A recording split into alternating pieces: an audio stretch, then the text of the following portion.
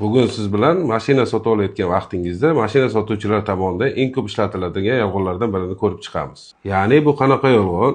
Bozorda mashina sotib olayotgan vaqtingiz, o'sha mashina sotuvchisi ko'pincha 80-90% holatlarda shu holatlarda aniqlanyaptiki, mashina haqiqiy egasida tomonidan birinchi qo'l bo'lib olingan yoki doktor mingan, o'qituvchi mingan degan vajlar bilan sizga aldab sotishga harakat qiladi.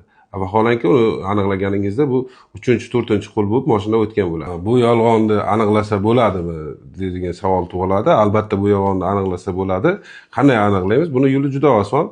Har bitta o'sha sotib olayotgan mashinangizda avtotransport vositasini ro'yxatdan o'tkazilganlik to'g'risida guvohnomasi bor. Ya'ni bu xalq tilida, oddiy tilda texpasport deyishadi. O'shani orqa tomoniga qarasizlar, har xil qisqartirilgan belgilar bilan 19-bandida qisqartirilgan yozuvlar kiritilgan bo'ladi. Ko'pchilik bunga e'tibor bermaydi. Ya'ni yoqda nima deb yozilgan bo'ladi? Qanday aniqlasak bo'ladi? Birinchi qo'lligini. Ya'ni H-M yoki hisob ma'lumotnomasi yoki bojxona ma'lumotnomasi deb yozilgan bo'lsa, bu bilingki birinchi qo'l avtomashina hisoblanadi. Bundan tashqari, o'sha texpasportda orqasida metan gaz o'rnatilgan, propan gaz o'rnatilgan yoki meros shartnomasi, hadya shartnomasi degan yozuvlar DRB, ya'ni davlat raqam belgisini o'zgartirish degan yozuvlar ham kiritilgan bo'ladi.